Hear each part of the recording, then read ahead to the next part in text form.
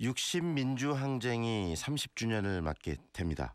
87년 연세대학교 총학생회장과 또 전대협 부의장으로서 6월 민주항쟁의 중심에 있었고, 또 지난 이 촛불 집회에서는 더불어민주당 원내대표로서 이 정치의 중심에 있었던 분이 바로 더불어민주당 전 원내대표 우상호 의원입니다. 더불어민주당 우상호 의원과 함께 이 6월 민주항쟁부터 이 촛불 집회까지의 어떤 대한민국 현대사에 관한 이야기, 그리고 6월 민주항쟁의 의미에 관한 이야기 나눠보겠습니다. 안녕하세요. 네네, 안녕하세요. 네. 네. 1년간 또 원내대표로 활동하시고 그 기간 동안 정권을 교체하셨습니다. 굉장히 중요한 역할을 하셨는데요. 이 1년 동안의 어떤 소회 짧게 말씀해 주시죠. 네, 뭐 처음 원내대표 당선될 때만 해도 제 임기 중에 뭐 저 대통령 후보 경선이라도 좀 시작해놓자 이런 생각으로 시작을 했는데 네. 탄핵에 이어서 대통령 선거까지 진행이 돼가지고 저희들의 목표였던 정권 교체를 달성하게 돼서 매우 보람도 있고 뭐 힘이 들었습니다만 상당히 보람 있었던 1년이었다 이렇게 자평하고 있습니다. 네. 이렇게 정권 교체를 이뤄냈다는 것은 결국은 이 촛불 집회 과정 중에서 국민들이 새로운 정권에게 바라는 부분들이 굉장히 강하고 열망이 강했기 때문이라고 생각되는데, 국민들의 뜻 어떤 부분이었다고 생각을 하십니까?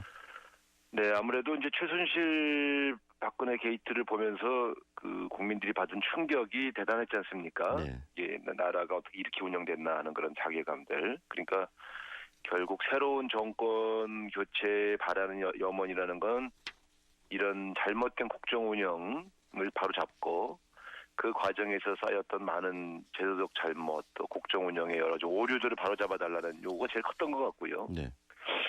두 번째는 실제로 그 서민과 중산층이 굉장히 살기가 어려워졌지 않습니까? 네. 그래서 민생 문제에 대해서도 좀 더 다른 시각으로 다른 접근법으로 새로운 해법을 내놔달라 이런 부탁들. 그다음에 남북 관계에 있어서도 뭔가 전환점을 만들어서 한반도의 전쟁 위기를 막아달라 이런 세 가지의 요청이 아마 촛불 집회에서 표출된 여러 다양한 요구들을 좀 종합하면 되게 이 세 가지로 모아지는 게 아닌가 이렇게 판단하고 있습니다. 네.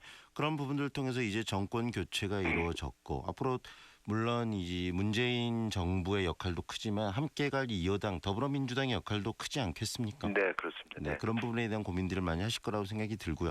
30년 전의 이야기로 좀 되돌아갔으면 좋겠습니다. 이 87년 6월 정말 대학가도 그렇고 우리 국민 자체 전국적으로 굉장히 시끄러웠던 상황인데, 그때를 회상하시면 그때 또 이 전대협 부의장으로서 이 민주항쟁의 중심에 계셨지 않습니까? 네네. 네, 그 당시 상황을 잠깐 설명을 좀 해주시죠.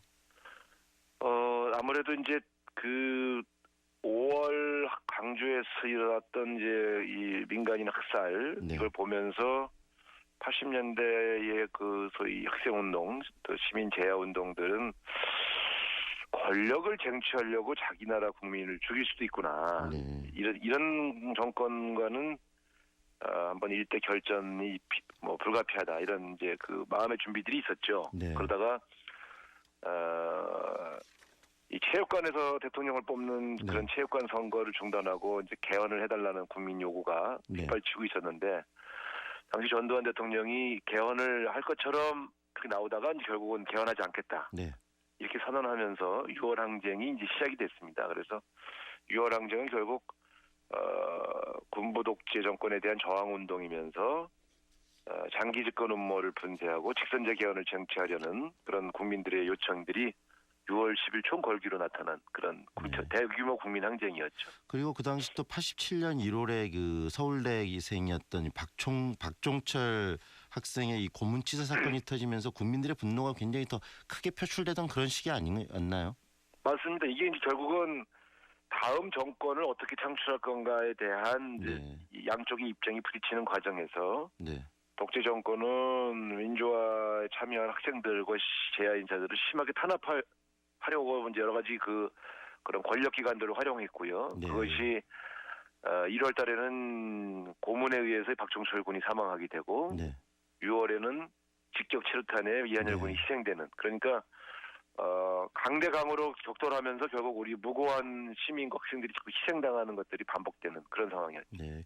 특히 시위 현장에서 그날이 6월 9일로 기억이 되는데 네네. 이한열 연세대학교 그때 1학년이던 이한열 열사가 그때 최루탄을 맞고 쓰러졌던 날이 바로 6월 9일 아니겠습니까? 네네. 그 현장에 또 학생회장으로서 현장을 지키신 분이 우리 우상호 의원이신데 그때 정말 만감이 교차하셨을 것 같아요. 그때의 느낌이나 생각들, 그때 상황도 좀 설명을 해주시죠.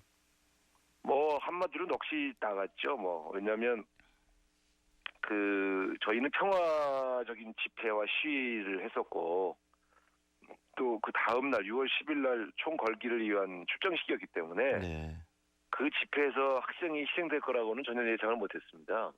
경찰이 무장도 하지 않고 평화롭게 스크럼 짜고 내려가는 학생들을 향해서 바로 체류탄을 그냥 겨누고 총 쏘듯이 이렇게 막 쏴냈기 때문에 네, 그 제일 선두에 제가 있었어야 되는데 이제 체류탄을 쏘니까 저는 안쪽으로 이제 말하자면 달리기 시작을 했고 네, 그 안쪽으로 재빨리 피하지 않고 끝까지 제일 선두를 지켰던 이한열 군이 이제 결국 체류탄에 피격이 된 건데요.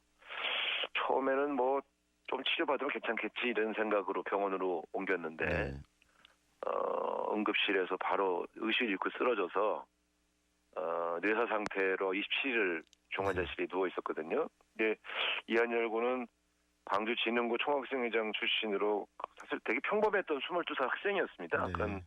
그런 평범한 학생이 언제든지 숨질 수 있는 그런 상황. 제가 주도한 집회에서 희생됐기 때문에 너무 괴로웠죠.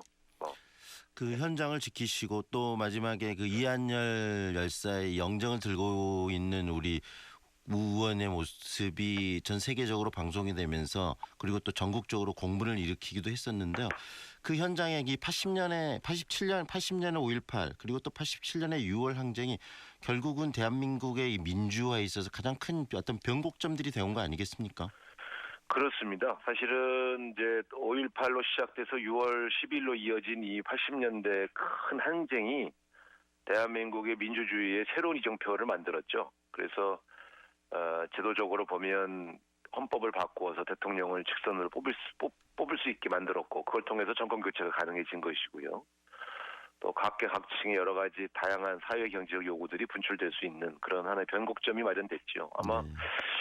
5.18, 6월 10일 항쟁이 없었다면 대한민국은 아직도 오목한 독재 국가에 아마 살고 있었을 것입니다.